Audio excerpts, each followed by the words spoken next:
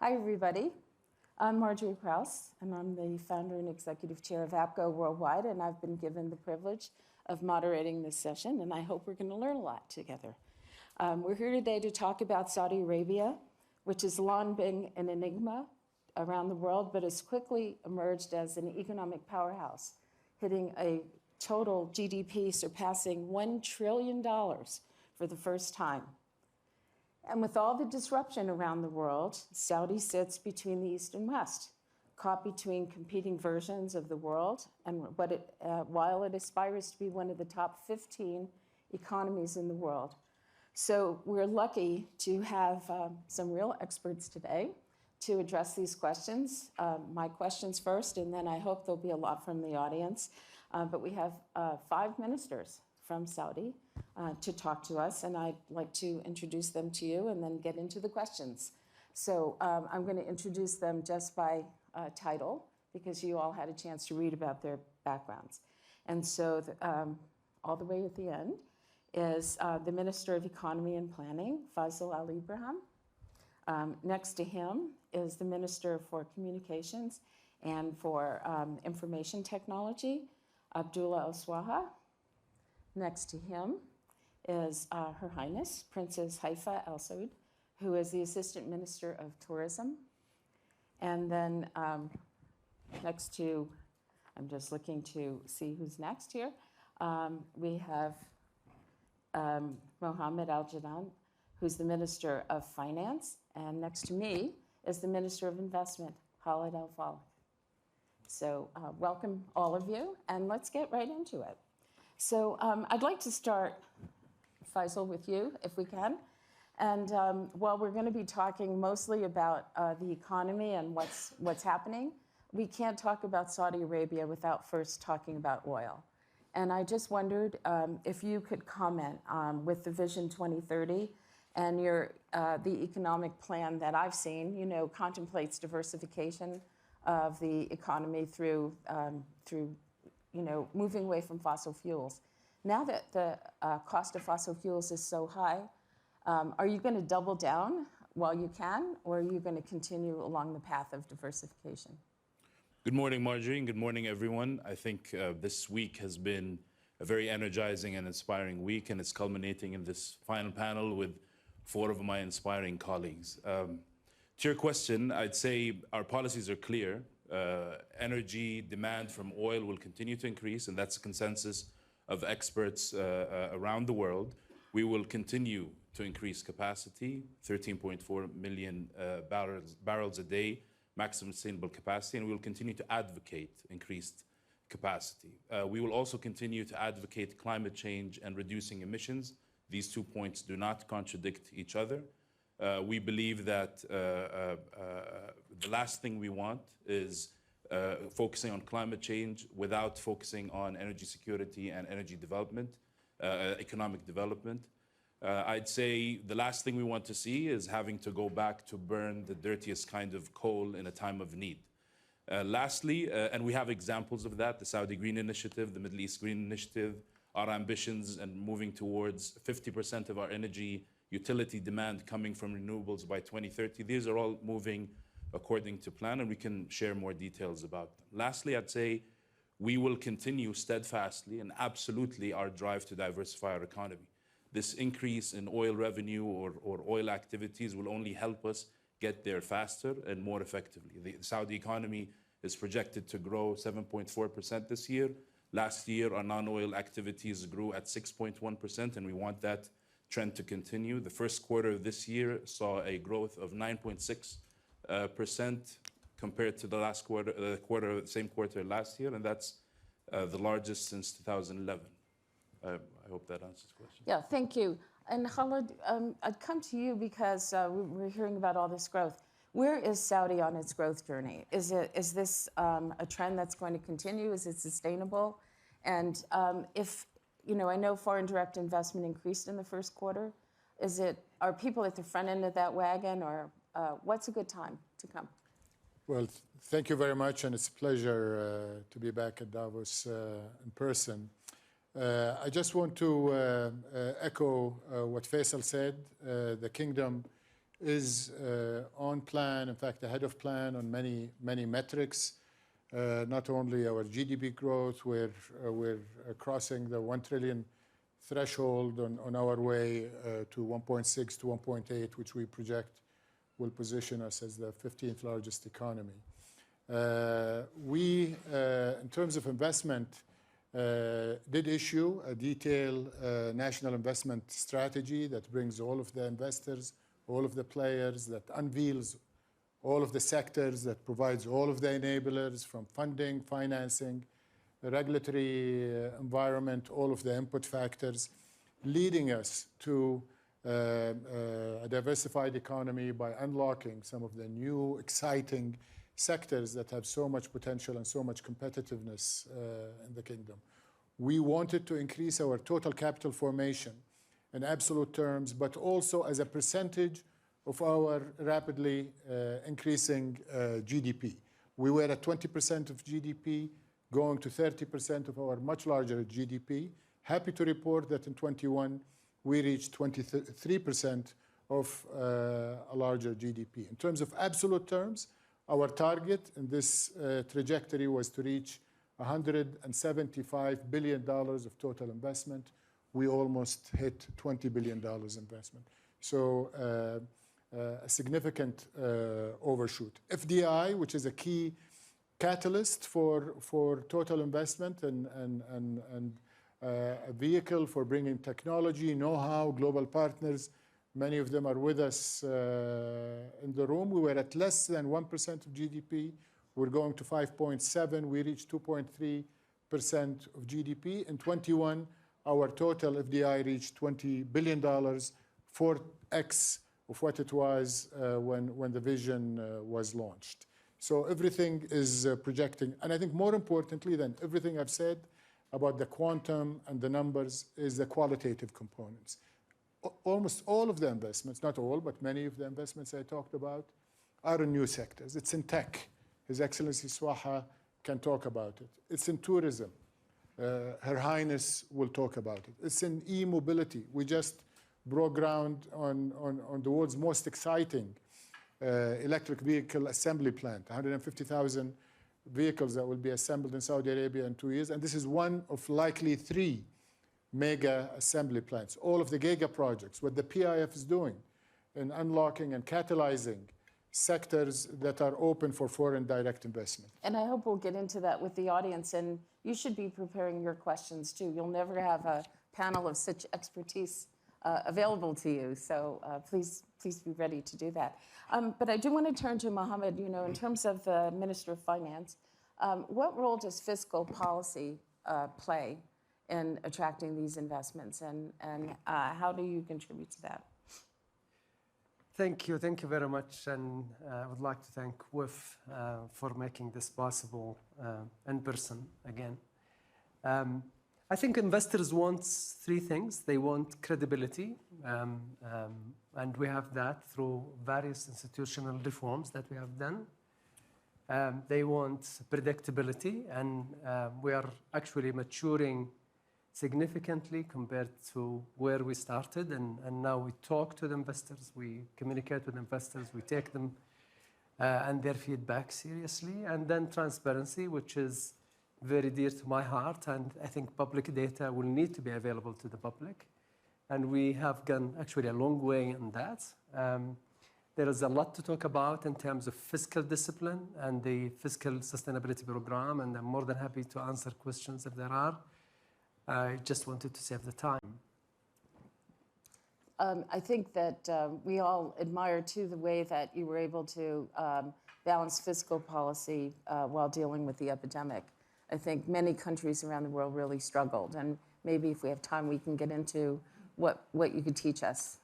I think that very quickly, I would say, while the world faced COVID, and we all suffered from it, in Saudi Arabia and few other countries, but in Saudi Arabia particularly, we faced a dual shock, the COVID and then the plunge in oil prices. And while the whole idea of Vision 2030 came about to really deal with diversification of the economy, the reforms at large in various sectors, we managed to actually maintain our discipline and had to take very tough decisions, but then communicated that with our public, with the private sector. And I think the end result is we have a lot more trust from the public, a lot more trust from the private sector. We provided the right support, but we did not lose discipline, and our, kept really very tight discipline on our fiscal position, which is helping the world now, not only Saudi Arabia, but also the world. So Princess Haifa, can we turn to you? Tourism is such a vibrant part of the growing Saudi economy. And it seems like in Saudi Arabia, it was the opposite. COVID had the opposite impact than the rest of the world. While the tourism industry was really struggling, you seemed to soar ahead. How did you do it, and what can we learn from it? Thank you, Marjorie, and good morning to everyone. Just to set a bit more context to what you just mentioned, in 2019, when we launched our national tourism strategy, we had started with a baseline of 41 million visits from 2018, because we can't forget that we always had religious visits as part of one of our key visits. We saw that jump. We closed in 2021 at 63 million visits. Mostly, we didn't just recover, but we've actually increased, mostly driven by domestic tourism. And yesterday, the World Economic Forum released their new Travel and Tourism Development Index, ranking Saudi as the second largest improvement on that index. We jumped now to level 33 out of over 100 countries. So, Congratulations. Thank you. The key areas where we did exceptionally well, to His Excellency Khalid Al-Falih's point, is in the environment of business. We managed to amend the regulations and policies. We're now amongst the top 10 countries in the environment of business and travel and tourism. An example of this is it used to take 2 weeks to get licensed for any of your tourism-related activities, accommodations, destination management companies, as it still is in most of the world. It now takes 120 seconds online to get licensed in Saudi Arabia. Another example of this is the e-visa. The e-visa we launched, it took us 5 months. The system, you can go online now, and it takes you less than 5 minutes to get a visa to Saudi Arabia, as well as visa on arrival. The second area in which we are amongst the top 10 is the prioritization of the travel and tourism industry from the government perspective. And this is why we managed to do so well during the pandemic and recover. It received a center stage at a government level. We all worked together. All of the ministers sitting on this panel were very supportive of the efforts being done in the recovery in the pandemic, how we quickly gave support to accommodations, how we protected the jobs in that sector. And we focused on training as well. We managed to train 110,000 people last year alone, which is all contributing to the way we are moving forward. We continue to be agile, which is absolutely critical, and adaptable in the methodology that we deliver. And I think these are the key areas of success and why we were able to overcome. Thank you, very impressive. Abdullah, I'm coming to you last, so maybe I'll ask you 2 questions before we start back the other way. As the minister who's in charge of technological advancement, basically, in the country, how do you assure that what you're doing is going to be not create further inequities? A lot of countries that are moving fast on technology worry about a digital divide. And how are you overcoming that and contributing to the growth? Thank you, Marjorie. And before I zoom in on your question, let's take a little bit of a step back and appreciate the narrative last year. WEF was talking about the Great Reset. This year, we're talking about a path to the Great Recovery, and between the dual shocks that His Excellency Mohammed Al-Jad'an was sharing. But there's a more optimistic story that we want to share today. Saudi Arabia, the great reform story of the 21st century. Because this has been the thesis for Vision 2030, how we can leverage talent and technology to improve inclusion, sustainability, and growth. And on inclusion, to make sure that we close down the digital divide and make sure that there is equity in everything that we do, we're very proud that we have jumped from 7% women empowerment in tech to more than 29%. And remember that 29% is actually higher than the EU average, G20 average, and even the US average. And I just came back from the Silicon Valley, where they sit just at 27%. And this is why we have amazing stories of Dr. Muna, who's leveraging the 4K camera and the GPU capability that ships with every smartphone to scan the retina to prevent type 2 diabetes, one of the lead causes of blindness in the world. Moving to sustainability. And don't take my word for it. I do invite you to see Aramco's and SABIC's showcase today at the World Economic Forum, where they have shown and demonstrated that they have the lowest carbon intensity in partnership with Stanford and MIT in sharing that data when it comes to production, transportation, and refinery. Last but not least is growth. We not only have, as His Excellency Khaled mentioned, became the trillion-dollar economy and the largest tech and digital market, but during the toughest year that humanity have seen in the past 90 years, Saudi was named by the World Economic Forum as the #1 digital riser. And how are you going to convert that into leapfrogging, or will it help Saudi kind of leapfrog in terms of everything else we're talking about? No, absolutely. My mandate is to become top 10 in everything that we do. And we just touched base on the talent and the technology. So on talent, by the World Economic Forum, we're #9. When it comes to tech and digital, if we look at the growth sectors, venture capitalism growth last year by triple digits, 270% year-over-year growth. And what we have seen in 2021 was more than 2020 and 19 combined, where we have seen tremendous growth, and thanks to His Excellency Jad'an, in fintech, 200% year-over-year growth. Commerce, grown tremendously with the Ministry of Commerce.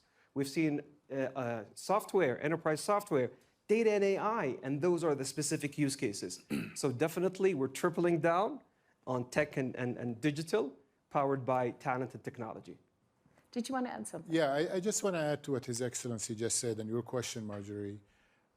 In the sectors we're trying to build and unlock in the Kingdom of Saudi Arabia, I'm discovering after 40 years in old brick and mortar industries that investors actually are looking at different infrastructure and different enablers. They want broadband, they want cloud computing, they want talented workforce, whether they're in finance, biotech, tourism, having the biggest and best ports in the region, the biggest industrial infrastructure, roads and railway is necessary, and we're doing it, but digital infrastructure is as important, if not more important, to the new economy. So what he's doing is making my job possible in building these and unlocking these sectors and bringing the investors to the kingdom.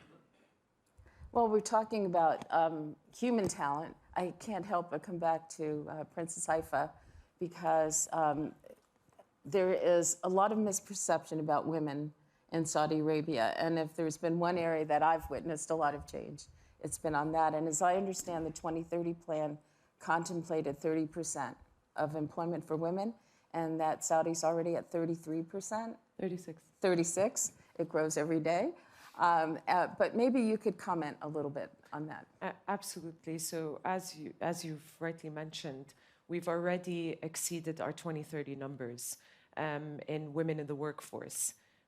Looking at SMEs, which is critical to the tourism industry, where it represents 80%, 42% of SMEs in Saudi Arabia today are women-owned.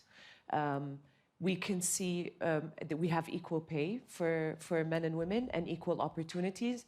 And we actually have more women graduating from colleges and universities than we do men. We see women today in every single job type. We see women in sports. They were just competing.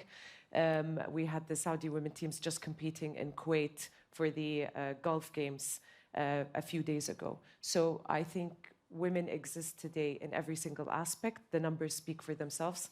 I mean, I'm here, so... And I'm moderating. So I'd like to turn to the audience. If there's some questions, I'd like to be able to accommodate those. So I think, yes, sir. Thank you very much. Can you please identify Sure. yourself too? Thank you very much, Marjorie. Faisal Abbas from Arab News. I would like to ask Her Highness and their Excellencies to comment about a topic that has been constantly recurring here in Davos between journalists and in the corridors and maybe in one of the sessions, which is about regional competition. It seems everybody is a bit anxious or obsessed with the story that Saudi rising would necessarily mean other countries not doing so well. Is the progress that's happening in Saudi Arabia actually an accelerator for regional growth, or does it have to be at the expense of other countries in the region? So does one going up, does it bring one down? So we have a lot of comments. So let's keep the comments short and get as many in as we can. I'll go, if I Good. may. Please. It's very quickly. I would say, actually, it is increasing the buy. And we are seeing it actually on motion. When a country like Saudi Arabia moves, others actually up their game. And we are seeing that actually in action today. So it is actually in the interest of the whole region and not only Saudi Arabia. Sorry about this. I would just say, first of all, rising tide lifts all boats. And regional integration is more important to our smaller but very important economies next to us than it is to Saudi Arabia. So I believe that the kingdom rise in its economic and competitive performance actually helps their competitiveness. It allows companies and enterprises and the governments of those countries to integrate with a larger global economy in Saudi Arabia. From a That's a second. tourism perspective, we were asked this question a lot, and competition is critical because we create competition within Saudi Arabia for different destinations, because what it does is actually it increases quality, and it's very healthy because they start complementing each other. And the region in its entirety is a hub. So once you come, it becomes once you arrive to the region, it becomes more appealing to visit different destinations. So it's absolutely to our benefit. And if I may add very quickly, I think competition and competitiveness is essential for us to push the bar upwards, but coordination is also necessary. And there's a lot of coordination and collaboration that happens behind the scenes. There's a lot of camaraderie between policymakers within the region that gives us these assurances. There's a question in the back. Thank you so much. With the very ambitious and aggressive reforms and growth that you will need population growth, and you have expressed that. So what are the strategies, initiatives, and partnerships that you want to attract not only at the job level, but culturally, so that other groups can come to the country and stay to help you grow, but also to bring new perspectives to the country to learn more about the world?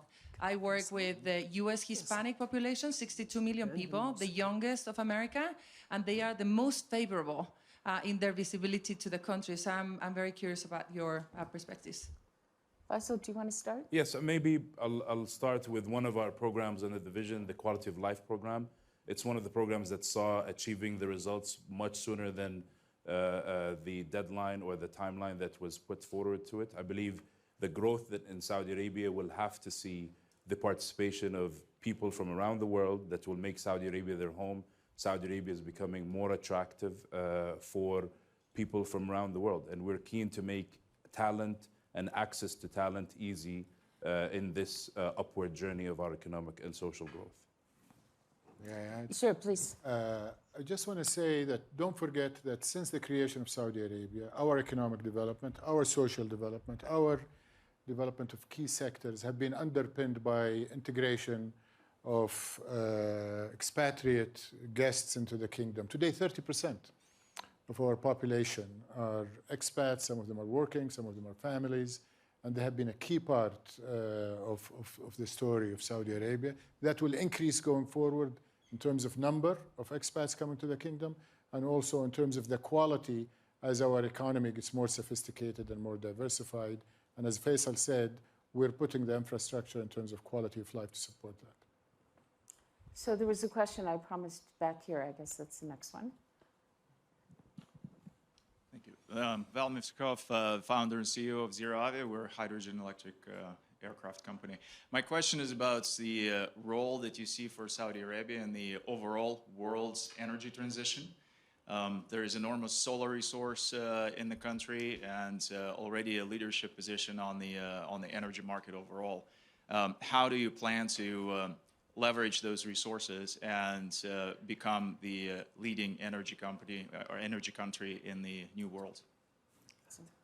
We have a couple of people who are Yeah, capable I of think, answering that. we have the One of the experts.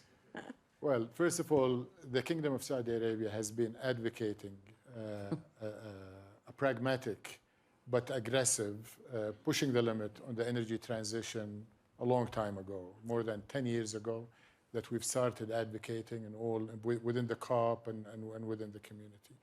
And we have invested heavily in renewables. The Kingdom today, as a Minister of Investment, I can tell you firsthand that as we travel the world, we're pushing more and we're actually achieving more Saudi investments internationally in renewables energy than we're doing in conventional energy. Our targets speak for themselves in terms of net zero by 2060. Our companies have already committed to net zero by 2050. We are the largest investor today in green hydrogen, not only in Saudi Arabia, where we definitely are, but yesterday there was Saudi companies and international companies signing massive green hydrogen investments in neighboring countries. So we're taking our success globally, and we're going to bring hydrogen-fueled buses and trucks. I mentioned electric vehicles. 30% of our cars will soon be EV. So we're leading, not following on the transition, but we're doing it also in a way that is sustainable, not only environmentally, but from an affordability and economic sustainability of the developing world in particular.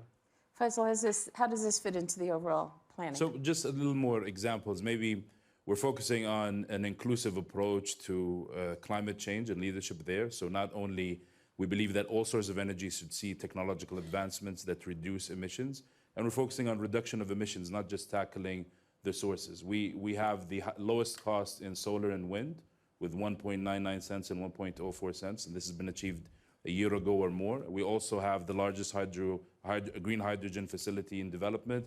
We also are looking at establishing the largest carbon capture, utilization, and storage hub with 44 million tons a year. And there are more examples of Saudi Arabia putting its money where its mouth is when it comes to this pragmatic energy transition.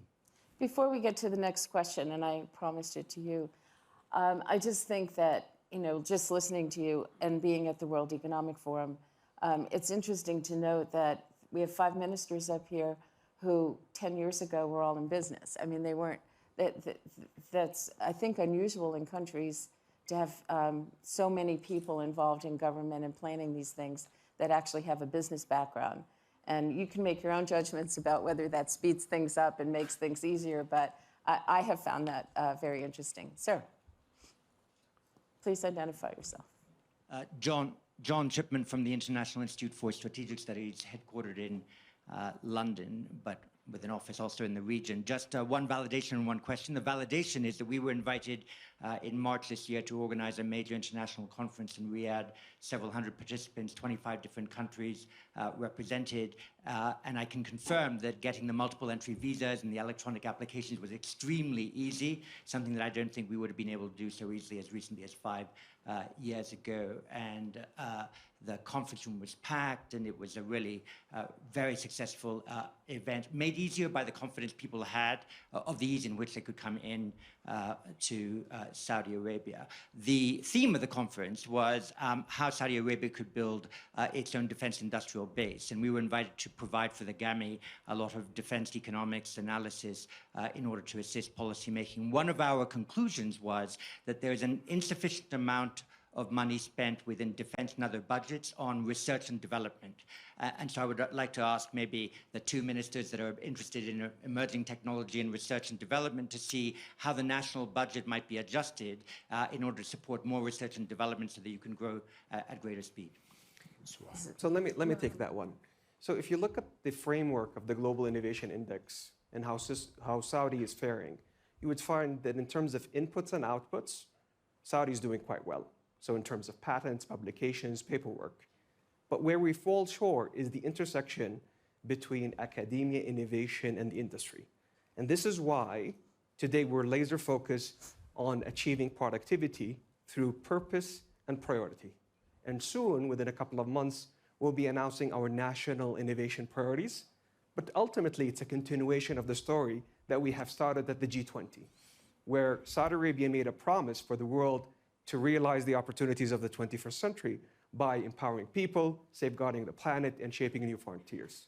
Now, on defense in particular, we're laser focused on that as a big top 5 defense spender in the world, and also to be synergetic with the other sectors. So there are parallels on safeguarding the planet, on empowering people, and shaping new frontiers in my sectors, so tech and digital and space.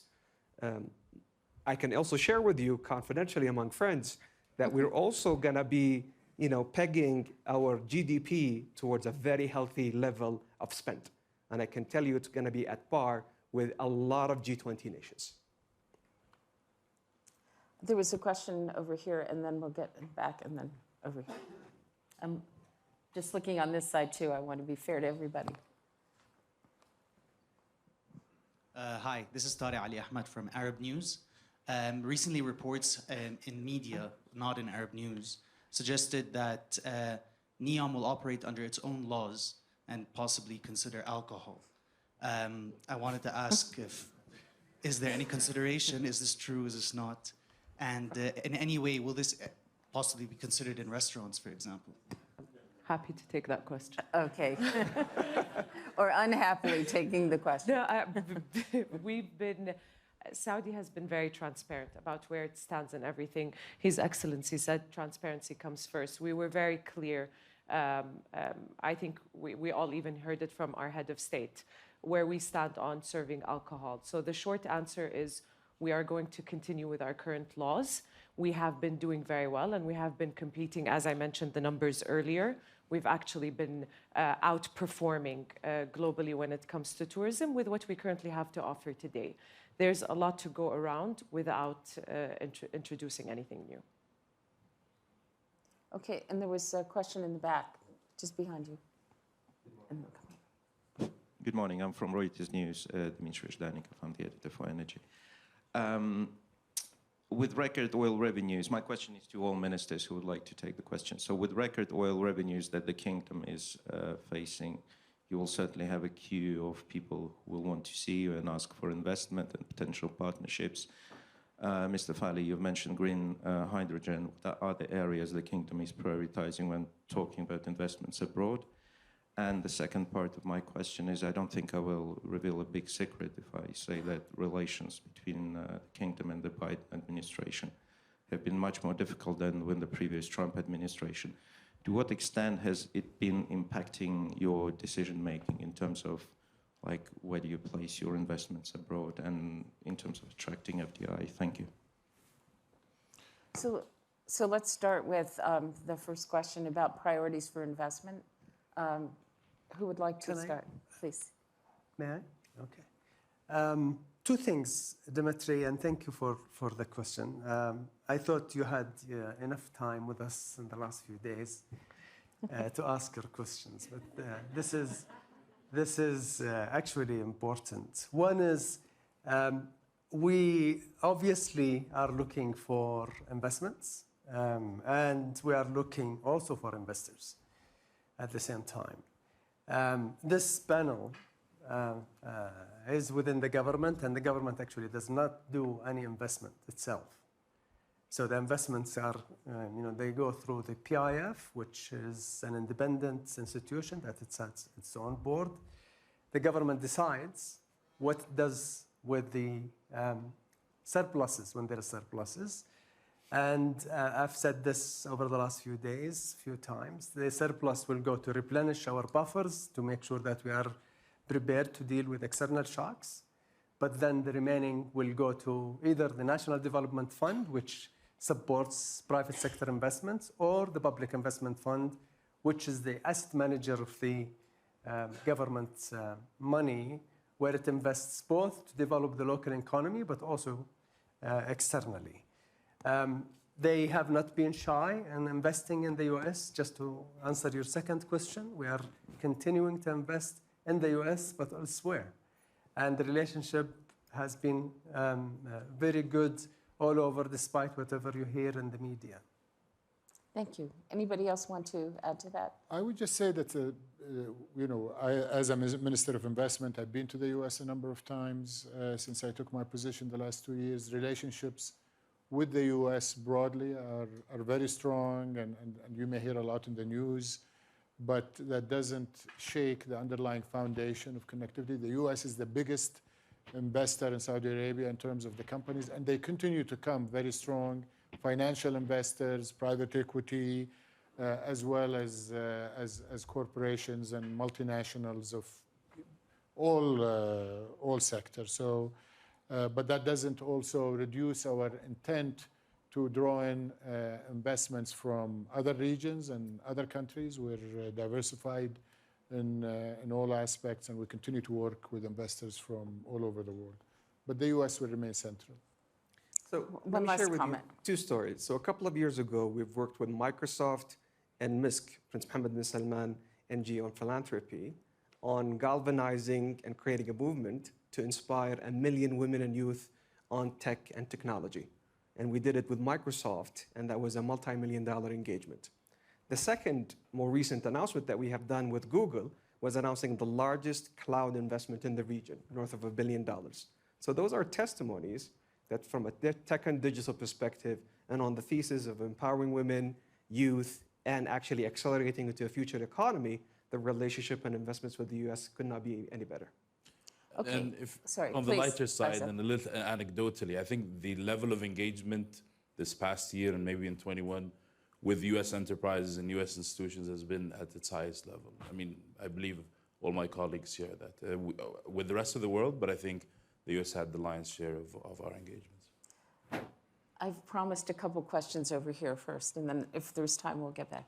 Please, you were next, and then this woman over here.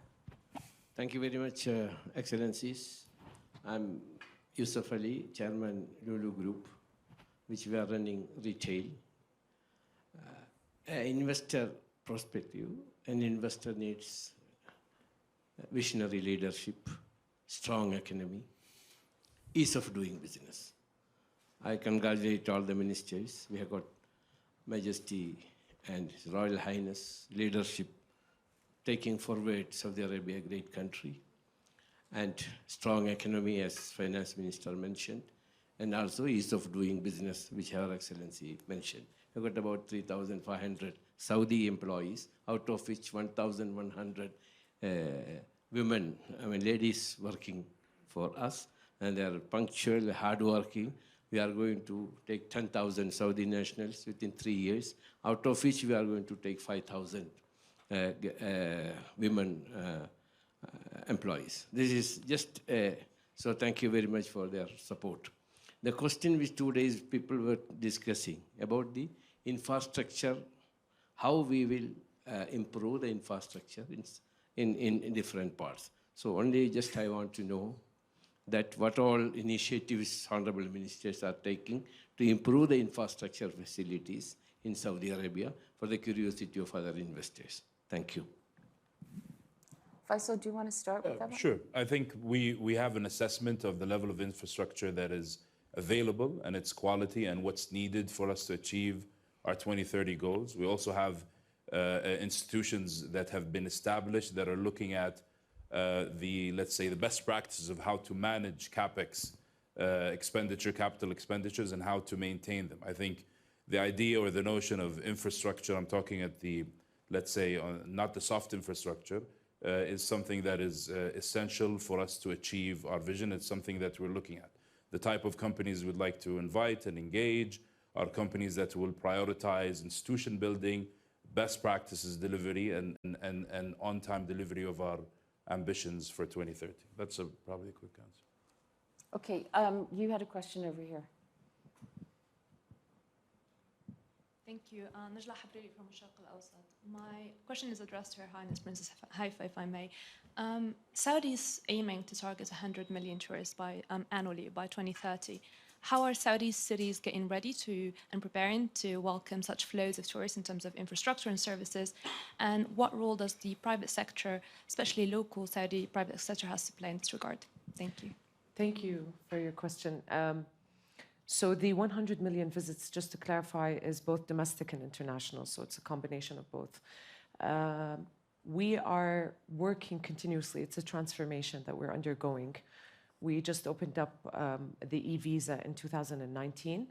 We're continuously seeing reforms, not just from a regulatory and policy perspective, but also from an infrastructure perspective. We have public transportation that's coming on. We have new hotels that are opening up. And private sector is absolutely critical. We've been working with our partners and stakeholders from the very beginning. Marriott announced that it's increasing its investment in Saudi Arabia, as well as IHG. IHG has actually announced that they're increasing their investment by 600% over the next 5 years. So these will all, obviously, these are room keys that are coming into the market. We continue to work on our focused destinations that are going to be a priority and uplifting the infrastructure needed to serve the traveler journey. That being said, all of these room keys that are opening will need jobs and proper jobs. So we are working on training programs. We had 15 training programs last year. We have 33 training programs this year. We've partnered up with the top hospitality schools in the world, whether it be in Europe or the US or in Asia, and we are training more and more people. As I mentioned, we trained 110,000. And just the first quarter of this year, we trained over 35,000 people. So we're continuously to ramp up. We're continuously ramping up as we go. I know we have only a couple minutes left, and I know you have a question, but I do too. So go ahead, make yours quick, and then we'll wrap up. Hi, Your Highness and Your Excellencies, thank you for all the feedback. This is Mohammed Tamalia, a global shaper from the Jeddah Hub, part of the youth delegation in the Global Economic Forum. As part of individual being in Saudi, I want to thank you for all things being done. We do feel it as the youth in Saudi. I have two small questions, please. One is on the Saudi-made initiative. We all saw it, and we see it with the SMEs and how it's supporting the SMEs and exporting and so forth from Saudi. I want to see and hear from you what has been the results of the Saudi-made initiative and how is it helping kind of the SMEs exporting and so forth from Saudi. And the second thing, being a youth in Saudi, the talent aspect. With all the FDIs coming into Saudi and with all the kind of the headquarters of companies regionally coming into Saudi, how will that help the talent develop further, being able to Saudicize the more technical jobs further, just for us as the youth to get even more excited? Thank you very much. We need a whole session on youth, I think.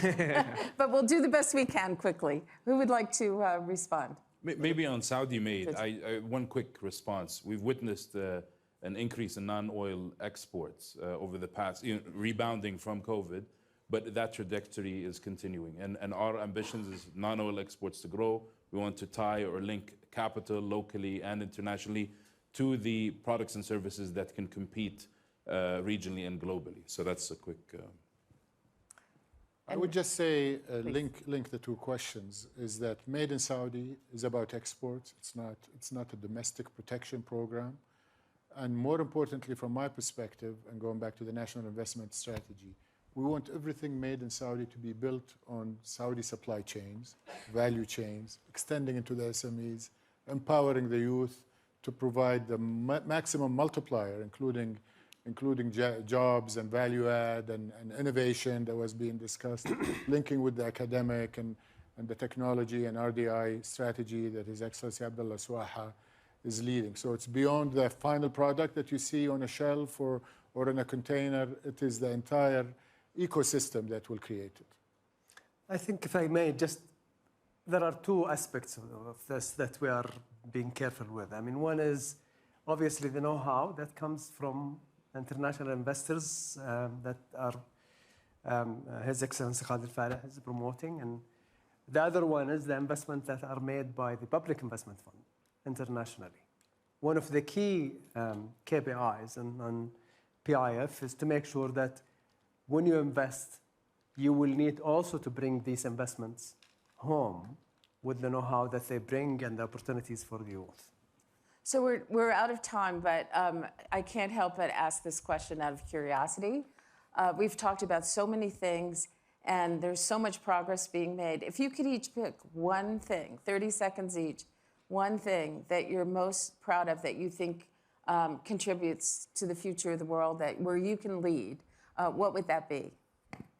Do you want to start? We'll just go down the road as fast No, as... I think the kingdom has been tested more than anybody else. The stress test has been severe with the multiple shocks that we experience in the economy, in the oil market, labor challenges, obviously the health crisis. I think we came out of it stronger than ever. The resilience of the kingdom that has been proven, and the increased trust as we prioritize people and prioritize business enterprises. The increased trust in the government, I think, is something that we can model to the rest of the world.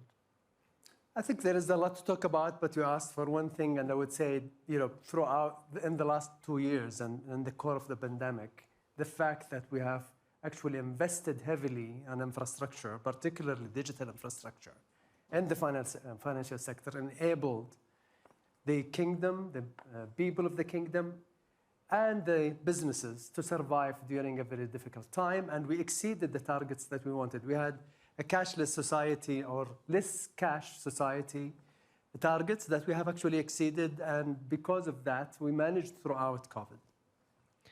Thank you, Mohammed. Go ahead, Princess.